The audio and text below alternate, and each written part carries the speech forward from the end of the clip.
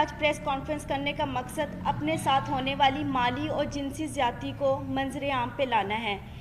मेरे साथ ज़्यादती करने वाला शख्स कोई आम शख्स नहीं बल्कि बाबर आजम है, जो इस वक्त पाकिस्तानी क्रिकेट टीम का कप्तान है। मैं अपनी बात शुरू करने से पहले आपको बताती चलूँ कि बाबर आजम से मेरा ताल्लुक़ आज कल से नहीं है। मेरे ताल्लुकात उससे उस वक्त से हैं जब वो क्रिकेट की दुनिया में उसका कोई ताल्लुक़ नहीं था और वो एक गरीब घराने से ताल्लुक़ रखता था। आप हम सब तमाम सहाफ़ी भाइयों से मेरी रिक्वेस्ट है कि मुझे इंसाफ दिलाया जाए और मैं उम्मीद रखती हूँ कि आप हर हाल में मुझे इंसाफ दिलाएंगे ताकि आइंदा कौम की किसी बेटी के साथ इस तरह की ज़्यादती ना हो जो मेरे साथ हुई है। मेरी रुदात कुछ इस तरह है कि बाबर आजम और हम एक ही महल्ले में बड़े हुए हैं, इकट्ठे रहते थे और वो मेरा स्कूल फेलो था। स्कूल की वजह से और एक जगह पे रहने की वजह से हम लोगों की बहुत अच्छी दोस्ती थी। सन 2010 में ही प्रपोज टू मी और मैंने उसके प्रपोज़ल को एक्सेप्ट कर लिया और वो प्रपोज़ल उसने मुझे मेरे घर आके ही दिया था। मैंने एक्सेप्ट कर लिया। जैसे जैसे वक्त गुजरता गया मेरी उसके साथ अंडरस्टैंडिंग और उसकी मेरे साथ बहुत अच्छी रही। हम लोगों को शादी करने का हमारा प्लान था। हम लोगों ने शादी करने का प्लान कर चुके हुए थे। बाबर ने और मैंने, हम दोनों ने अपनी फैमिलीज़ को बताया। बाबर और मेरी फैमिलीज़, हम दोनों की फैमिलीज़ ने हमें साफ इनकार कर दिया। फिर बाबर ने और मैंने कोर्ट मैरिज का फ़ैसला कर लिया। 2011 में बाबर मुझे मेरे घर से भगाकर, बाबर मुझे खुद अपने घर से भगाकर कोर्ट मैरिज के कहकर मुख्तलिफ जगहों पर किराए के मकान पे रखता रहा। जब मैं उन मकानों में रहती थी, पहले मैं आपको बता दूं, एक मकान जहाँ पे मैं रहाइश पजीर थी वो गुलबर्ग में माडा कॉलोनी में था, गली नंबर 2 में, और दूसरा जो मकान मैं किराए पे रहती रही हूँ वो Punjab society H block defence में था। वहाँ पे हम रहते रहे हैं। मैंने बाबर को कई मरतबा उस दौरान इसरार किया कि हम शादी कर लेते हैं, लेकिन बाबर ने मुझे यही कहा हमेशा कि अभी हमारे हालात ठीक नहीं है, थोड़ा वक्त गुजर जाए फिर हम निकाह कर लेंगे। हालात थे इस तरह के कि हम लोगों के कोई खाने पीने का कोई इस तरह नहीं था। मैं नौकरी करना शुरू होगी। बाबर ने मुझे बताया था कि वो क्रिकेट खेलना चाहता है और उसको क्रिकेट का बहुत शौक़ है और मैंने उसकी इस कोशिश में पूरी कोशिश की है। अपनी मेहनत हद से ज़्यादा मैंने उसके साथ अपनी मेहनत की है, उसके साथ मिलके। 2014 में ऐसे वक्त गुजरता गया है। 2014 में से पहले मेरा सैलून, मैंने नौकरी के साथ साथ सैलून बनाया। सैलून मेरा चलता रहा। सैलून से मेरी जितनी इनकम आती थी मैं सारी बाबर आजम को देती थी। बाबर आजम के खाना पीना, कपड़ा, रहाइश, क्रिकेट के जितने एक्सपेंसेस सब मैं अफोर्ड करती रही हूँ। जब वो आउट ऑफ सिटी जाता था वहाँ के जितने एक्सपेंस थे पीसीबी के अलावा वो भी मैं सब उसके अफोर्ड करती रही हूँ। 2014 में जैसे ही पाकिस्तानी टीम में उसका नाम आया, एकदम उसका रवैया थोड़ा सा मेरे से आस्ता आस्ता तब्दील होना शुरू हो गया था। मुझे नज़र भी आ रहा था, लेकिन मेरे हालात इस तरह के थे कि मैं अपने घर वापस नहीं जा सकती थी, क्योंकि बगावत मैंने भी की थी, बाबर ने भी की थी। फिर 2014 में बाबर आजम ने मैंने फिर उसको इंसिस्ट किया कि हम लोग शादी करते। उसने कहा अभी शुरुआत है, थोड़ा वक्त गुजार लो, हम आस्ता आस्ता और मज़ीद अपने आप को स्ट्रॉन्ग कर लें, अपने हालात बेहतर कर लें, हम शादी कर लेंगे। वक्त गुजरता गया। 2016 में I was pregnant in 20 weeks. जब मैंने बाबर को बताया, उसका ये खबर सुन के एकदम रवैया इतना अजीब हो गया मेरे साथ, जैसे मैंने कोई गुनाह कर लिया। मुझे मारा पीटा, काफ़ी मुझे इंसिस्ट किया और मैं उस वक्त बेबस थी बिकॉज मेरे पास तो कोई और ऑप्शन नहीं था। तो बाबर आजम ने मैं आखिर उसकी इस बात में मैं हामी भर ली। वो मुझे बेगम कोर्ट पे एक it was very congested place जहाँ पे वो मुझे ले गया इस्तिकाते हमल के लिए। उसमें मुलव्वस उसके 2 दोस्त भी थे, एक कज़न था और उसका छोटा भाई भी था, सफ़ीर आजम, अब्दुल कादिर के बेटे Usman Qadir. He is a eyewitness. वो हमेशा 4 से 5 साल तक, जब तक मैं बाहर रही हूँ, उस्मान कादिर वहाँ पर आते रहे हैं। और उनके एक और नेट प्लेयर थे, जब ये NCA में ड्यूरिंग द क्रिकेट टाइम जो प्रैक्टिस करते थे उसमें नवीद नाम का एक लड़का भी था, वो इस में भी शुमार थे। इन लोगों ने मेरी मर्ज़ी के बगैर मेरा इस्तिकाते हमल करवाया और मुझे यही यकीन दिलाया कि कोई बात नहीं, आप सब्र कर लो, हम जल्दी शादी करेंगे। अब सिचुएशन ऐसी थी कि मैं थोड़ी ठीक हो गई थी, बाबर ने मुझे इंसिस्ट किया कि आप अपने घर चली जाओ और सुलह कर लो, क्योंकि मैं पाकिस्तान में बहुत कम होता हूँ, तुम यहाँ पे अकेली होती हो, तो आप अपने घर। मैंने किसी ना किसी तरह अपनी सुलह कर ली बाबर से, अपने घर वालों के, बाबर के कहने पर। जब मैंने सुलह की है, मैं अपने घर गई हूँ। बाबर का रवैया दिन ब दिन जैसे जैसे वो अरूज पे आ रहा, तो उसकी हवस भी उतनी बढ़ती जा रही थी। वो मेरे साथ वो ताल्लुकात बनाता रहा जो ना हमारा कोई कानून इस चीज़ की इजाज़त देता और ना ही हमें इस्लाम इजाज़त देता है। अब वो इस पर्पस के बाद वो फिर दोबारा मेरे साथ वही सब कुछ करता रहा। मैं अपने घर होती थी, घर से मुझे बाइबल आता था, मुख्तलिफ होटलों में मुख्तलिफ प्लेसेस पे लेके जाकर मेरे साथ जो भी सब कुछ करता रहा है।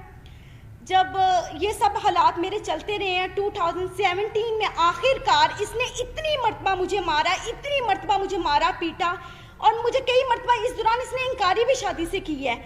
मैंने इस दौरान जो मेरी हॉस्पिटल में बाबर आजम मुझे लेके जाता रहा है, एज अ बीन वाइफ मुझे चेकअप करवाता रहा है। यहाँ पे उसकी प्रॉपर मेरे पास एविडेंस मौजूद है, जिसकी ये सब वो एविडेंस है जिस पे मेंशन है कि बाबर आजम मुझे उस हॉस्पिटल में लेकर जाता रहा, क्योंकि मेरा आईडी कार्ड नहीं था और वहाँ पे बाबर आजम की आइडेंटिटी लगती रही थी। ठीक है, ये उस चीज़ के एविडेंस है। ये मुझे वहाँ पर लेके जाता रहा है, सब कुछ करता रहा। बिल आखिर मैंने तंग आके 2017 में पुलिस रिपोर्ट की बाबर के खिलाफ, जिसके पर्पस में इसके फैमिलीज ये सब आए हैं। उधर जब हमारे जो ऑफिसर थे जिन्होंने हमें देखा था, उस ऑफिसर ने ये फैसला किया कि आप बाबर को यहाँ पे पेश करें। बाबर पेश नहीं हुआ, लेकिन उसी रात सेम नाइट बाबर ने, जो ऑफिसर मौजूद थे उनके सामने, हमारा मशरूत सुलहनामा पे उसने मुझसे दस्तखत करवाए। और इस वक्त 2017 में जो मैंने पुलिस कंप्लेन की थी बाबर के अगेंस्ट, बाबर की वो अगेंस्ट नसीराबाद में फेडेक्स ऑफिस में दर्ज है एप्लीकेशन। एक मिनट, वो मौजूद है। और उसके बाद बाबर ने 2017 में बाहर के मुल्क किसी में जाना था खेलने के लिए। 2017 में जब कंप्लेन के बाद बाबर ने जाना था, और हमारे यहाँ पे आई थिंक कोई PSL भी हो रहे थे, तो मैंने बाबर से सुलह सिर्फ इस वजूहात पे की थी कि बाबर मुझसे शादी करेगा, और बाबर ने मुझे खुद इस चीज़ का यकीन दिलाया था कि वो मुझसे शादी करेगा। फिर आखिरकार 2017 में इसने सडनली अपना नंबर चेंज किया। वो नंबर भी इसका PCB में इसके ऑफिशियल रजिस्टर्ड है, और जो इसका इस वक्त मौजूद नंबर है वो भी इसका ऑफिशियल नंबर मेरे पास मौजूद है, जिससे मुझे कांटेक्ट करता है, मुझे मैसेजेस करता था। और फिर उसके बाद इस तरह वक्त गुजरता गया। तकलीफ जो थी मैंने बर्दाश्त की। 3 साल से मजीद मैं बाबर आजम की इस हवस का निशाना बन रही हूँ। अब उसने आकर मुझे साफ इनकार कर दिया कि ना मैंने तुमसे शादी करनी है, ना मैं तुमसे कोई ताल्लुक रखना चाहता हूँ, और ना ही तुम मेरा कुछ बिगाड़ सकती हो। वो अपनी इस पावर को गलत इस्तेमाल कर रहा है। 10 साल उसने मुझे इतने बुरे तरीके से जलीलो ख्वार किया, हवस का निशाना बनाया। आज वो बिल्कुल इनकारी पे आ गया हुआ है, बिल्कुल।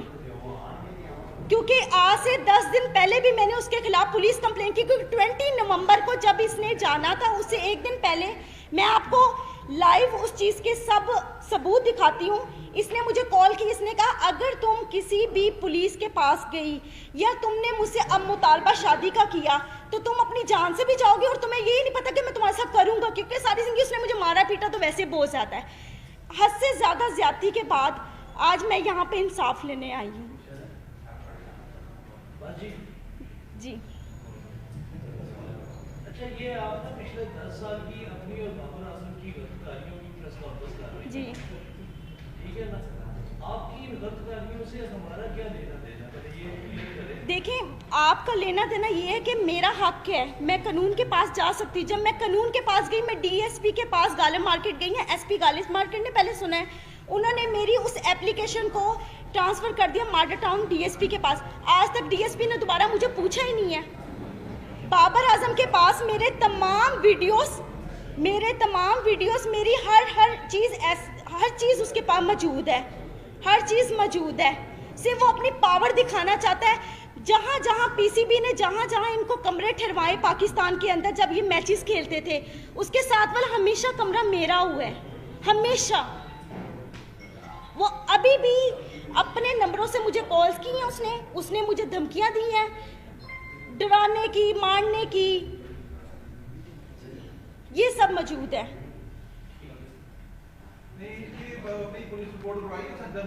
जी मैंने करवाई है।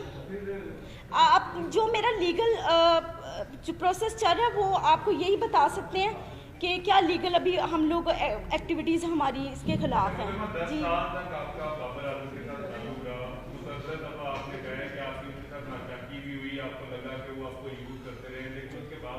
देखिए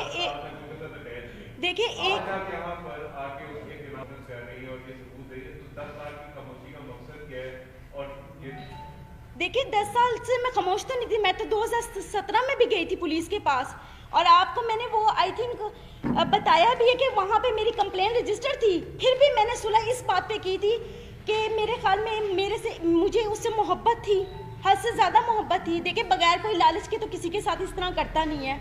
लालच नहीं था मुझे सिर्फ उससे मोहब्बत थी, और वो मोहब्बत मेरी यहाँ तक आज मैंने इसको स्ट्रगल करवाया है। आज ये जो सारी मीडिया और दुनिया के सामने ये बात करता है कि मेरे फादर मेरे सब सपोर्ट है। आप किसी भी मैच में जाकर पिछले इसके मैचों में 17 से पहले जाकर आप देख सकते हैं बाबर आजम के कभी किसी भाई ने, किसी बाप ने वहां पर आकर देखा कि बाबर आजम क्या कर रहा है वहां पे?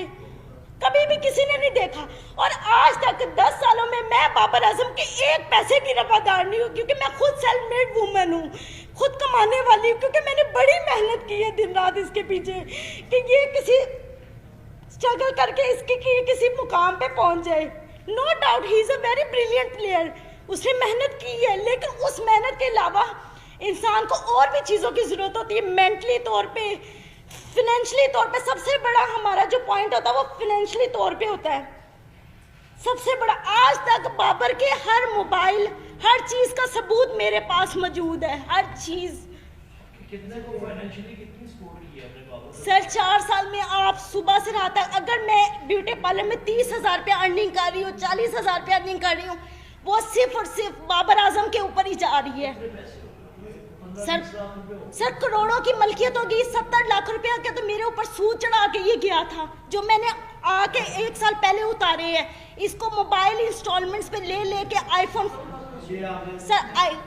4 सीरीज से लेके आईफोन 8 प्लस तक सीरीज मैंने इसको लेकर दी है। अगर आपका फाइनेंशियल तौर पे डैमेजेस देखे जाए, आपका कितने का क्लेम बनता है? सर मेरा करोड़ों रुपए का बनता है, करोड़ों रुपए का।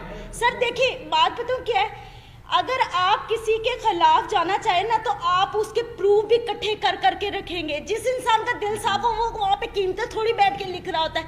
मैं आपको ये बता रही हूँ कि आज मेरा मुतालबा उससे पैसों का नहीं है, मेरा उससे मुतालबा सिर्फ और सिर्फ इस बात का है कि मेरी इतनी मेहनत का उसने मुझे क्या सिला दी है।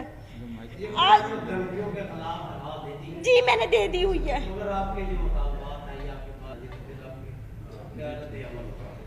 वो मुझसे शादी करे, मैं करूंगी, मैं हर जगह पे जाके अब करूंगी, क्योंकि मुझे नजर आ गया कि बाबर की तरफ से मुझे साफ इंकारी है, साफ इंकारी है। मैंने आज से 1 महीना कंटिन्यूसली पीसीबी के वहां पे फोन किए हैं, मुसलसल फोन करती रही हूँ उनको। जब मैंने ये अपना जो था मैटर बताया, उन्होंने कहा ये हमारे प्लेयर की पर्सनल लाइफ है, हम नहीं डिस्कस करना चाहते। मैं पुलिस के पास गई, पुलिस ने जो मेरे साथ किया वो मैंने आपको बता दिया। अगर हमारा कानून इतना स्ट्रॉन्ग हो तो आज मैं यहाँ पे आके बैठ के आप लोगों के सामने दलीलें पेश ना करूँ।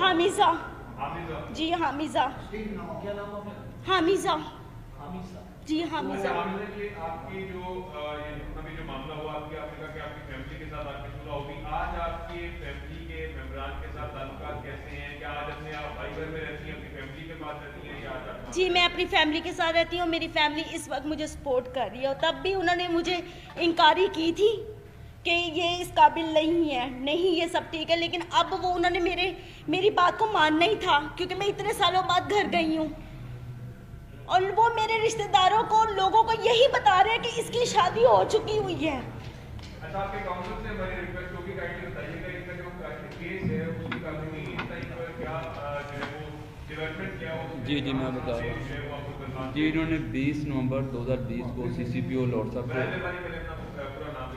जी अब्दुल समी, इन्होंने 20 नवंबर 2020 को CCPO लॉर्ड साहब को एप्लीकेशन दी है फॉर रजिस्ट्रेशन ऑफ FIR, लेकिन उस पर स्टिल कोई एक्शन नहीं हुआ था, जिसकी बाबत सेशन कोर्ट में फॉर रजिस्ट्रेशन ऑफ FIR 22 से 22B की पिटीशन दायर की गई है, जिसमें 4 दिसंबर के लिए कोर्ट ने कमेंट्स तलब किए हैं मुतलका SHO नसीराबाद से, और एक दूसरी पिटीशन फाइल की है हरासमेंट की जो आबिद रज़ा खान साहब के साथ स्टिल पेंडिंग है, उसमें 5 डेट है, 5 दिसंबर की है, और एक डैमेजेस का सूट फाइल किया है इन्होंने, वो भी पेंडिंग है before court of competent jurisdiction. अभी तक तो स्टिल लीगल जैसे मुद्दे पर इल्जाम है कि ये काफी दफा ये तशद्दुद का निशाना भी बनाते हैं, तो क्या किसी भी एक वाकई में मेडिकल करवाया गया उसके बाद मेडिकल हो गया कुछ मौजूद है? ये मेडिकल का मामला नहीं है, ये जो बेसिकली लीगल लैंग्वेज में इसको देखते हैं, ये शादी का झांसा दे के हरामकारी कह लेंगे, वो लफ्ज़ मैं यूज़ नहीं करना चाह रहा, मेरे बान जेब नहीं दे रही। मैं सवाल ये करना चाह रहा हूँ आपसे कि बहुत दफा बाबर आजम ने इनको थप्पड़ मारे, इनके साथ इनके ऊपर तशद्दुद किया, वो इन्होंने आपने फरमाया जी। क्या एक दफा भी किसी तशद्दुद के बाद आप पुलिस वाले के पास जी मैं गई हूँ 2017 में, मैं गई हूँ 2017 में, मैंने पुलिस के पास जाके। जी जी बताएं सर। जी जी अभी आपने बाकायदा शादी नहीं की? नहीं सर, शादी नहीं की? नहीं सर। ये सारा अफेयर का मामला है, जी ठीक है? आपके साथ जो भी ज्यादती हुई जिस तरह से, अब वो एक स्टार है, जी ठीक है? एक बात आपने देखा कि मेरे लिए स्टार है, स्टार का विवाह हो गया 2 साल